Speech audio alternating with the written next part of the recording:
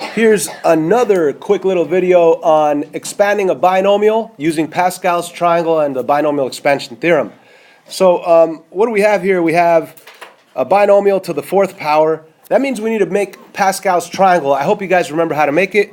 If you still have problems, get on Edmodo, watch the other videos. But right here is Pascal's triangle. It's already made for us. What is this? Well, you need to remember that anything to the power of 0 is 1. Actually, let me draw some lines here. Power of 0 is 1. Anything to the power of 1 will give you those coefficients, 1, 1. Anything to the power of 2, any binomial to the power of 2 will give you a 1, 2, 1. Any binomial with the power of 3 gives you those coefficients that we're going to be using when we expand. And any power of 4, any binomial to the power of 4 will give us those coefficients when we expand. So we're going to be using these guys right here. 1, 4, 6, 4, 1. Okay, so let's actually write the 1, the 4, the 6, the 4, the 1 with parentheses, with two sets of parentheses behind each of those numbers. So I'm going to go 1, parenthesis, parenthesis, parenthesis, parenthesis, plus 4. And let me save some time here. So there it is. We wrote down the numbers followed by two sets of parentheses on each one. And what belongs in the first parenthesis, the first term of your binomial, which is x. So I'm going to put an x in each one of these first parentheses. So I'm going to put an x right here, an x right here, an x right here, an x right there, an x right there.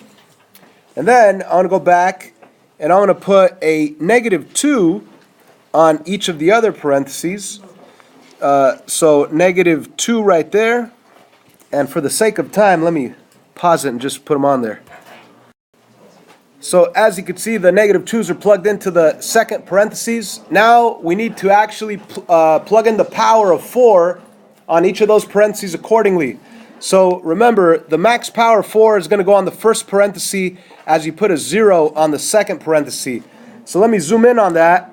I'm going to put the max power of 4 on the first parenthesis and a 0 on the second parenthesis.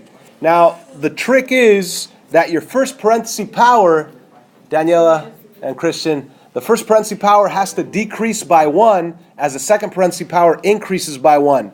So the 4 is going to decrease to a 3 and the 0 is going to increase to a 1 on the next one. Okay? So if I go over here, it's going to be a 3 and a 1. And then if I go to the next one, it's going to be what? It's going to be a 2 and a 2. And if I go to the next one, it's going to be what? It's going to be a 1 and a 3. And for the last one, it's going to be what? A 0 and a 4. And ladies and gentlemen, that is the setup for the binomial expansion using Pascal's triangle.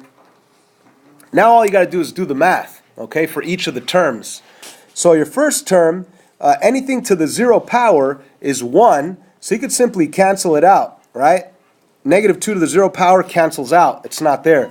So your first term is technically going to be, and let me actually zoom in on this. Your first term is just going to be x to the 4th, because x to the 4th times 1 is still x to the 4th. Let's move on to the second term over here.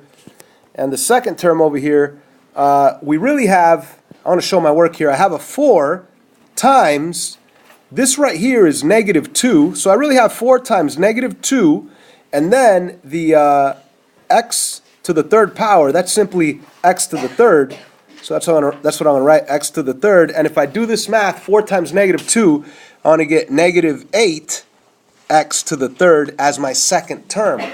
Let me move on to my third term. My third term, I really have a 6, I have an x squared, and I also have a +4 right here. So what do I really have? I have 6 times 4 times x squared. That's really going to be a 24x squared. And let's move on. Oh, by the way, it's +24. Let's move on to the next one. The next term, what happened there? Positive, hold on one second. Okay, so moving on to the next term. We have a 4 that just comes down, an x to the 1, which is still an x. And what is -2 to the 3rd power? Negative 2 times negative 2 times negative 2 is negative 8. So what I really have is 4 times negative 8, which is negative 32 with an x. And finally, our last term, let's go to the last term over here. Anything to the 0 power is 1, so the x to the 0 cancels out, it's 1. So you really have 1 right here times 1 right there, which is nothing, right? It's just 1. And what is negative 2 to the 4th power? That's negative 2 times negative 2. That's 4 times negative 2 is 8 times negative 2. 16. So that's positive 16. So we've done the math for each of the terms. Now let's just zoom out and recognize our final answer here. Our final answer will be x to the 4th minus 8x to the 3rd plus 24x squared minus 32x and then plus 16. That is a quartic polynomial, if you wanted to classify it. But there's your answer for number 8 on today's class opener.